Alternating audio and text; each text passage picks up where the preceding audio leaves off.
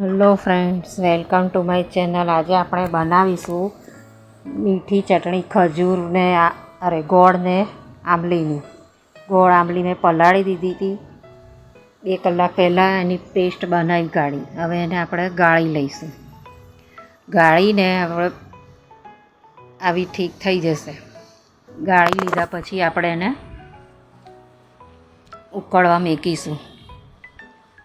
થોડું ગરમ થાય એટલે પછી એમાં જરૂર પ્રમાણે ગોળ નાખીશું. મેં થોડો ગોળ બચાવી રાખ્યો છે, કેમ કે ગોળ ઓગળે પછી ટેસ્ટ એનો કરી લઈશું પછી નાખીશું. એમાં 1 ચમચી લાલ મરચું નાખીશું. આપણે સ્વાદ પ્રમાણે મીઠું નાખીશું. 1/2 ચમચી ધાણા જીરું નાખીશું. બરોબર હલાવીને ઉકળવા દઈશું.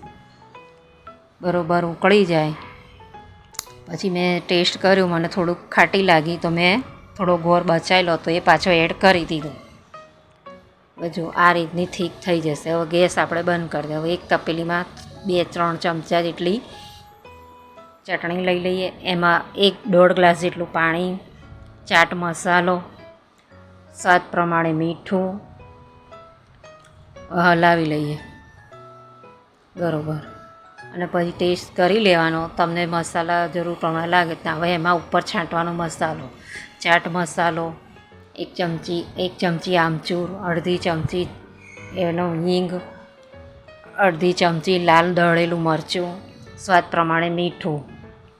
એ બધું બરાબર મિક્સ કરી લઈશું. હું બહારથી કોઈ મસાલા લાવતી નથી.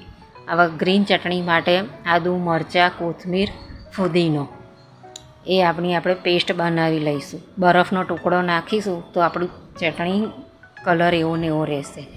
જો આ રીતની પેસ્ટ થઈ જાય છે પકોડીની